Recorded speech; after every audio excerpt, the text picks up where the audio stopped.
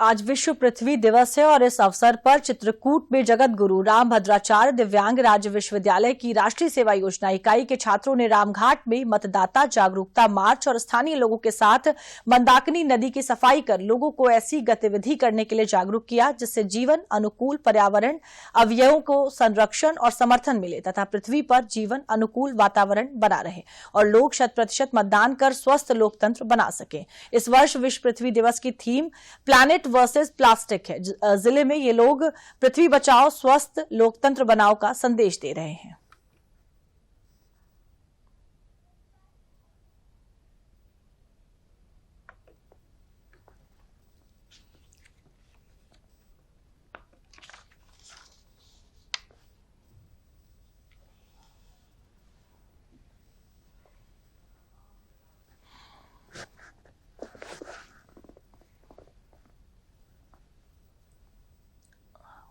मानव के साथ साथ जो अन्य प्राणियां हैं उनका जीवन तभी संभव है जब हम पृथ्वी को सुरक्षित और संरक्षित करके रखें।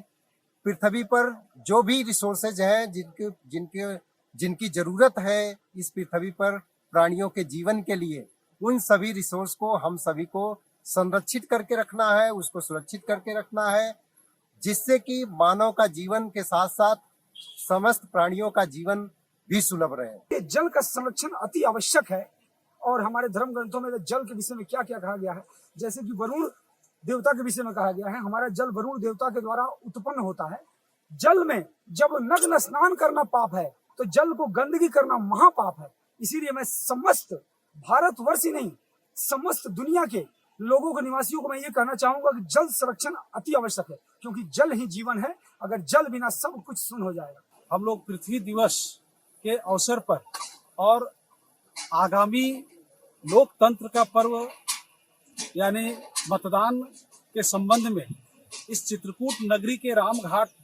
और इनके आसपास के क्षेत्रों में यह संदेश लेकर के यह जन जागरूकता के लिए हम लोग एकत्रित हुए हैं और जल संरक्षण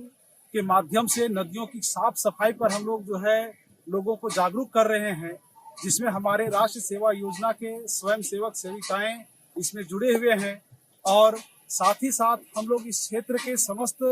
नागरिकों को, बहुत सारे तीर्थ यात्री इस रामघाट के पावन नदी मंदाकिनी तट पर एकत्रित होते हैं। तो इन सब के समक्ष हम यह संदेश देना चाहते हैं कि यदि नदियां नहीं है, यदि जल नहीं है तो हम सब का जीवन अस्तित्व से खतरे में आ जाएगा और इनका संरक्षण बहुत ही जरूरी है।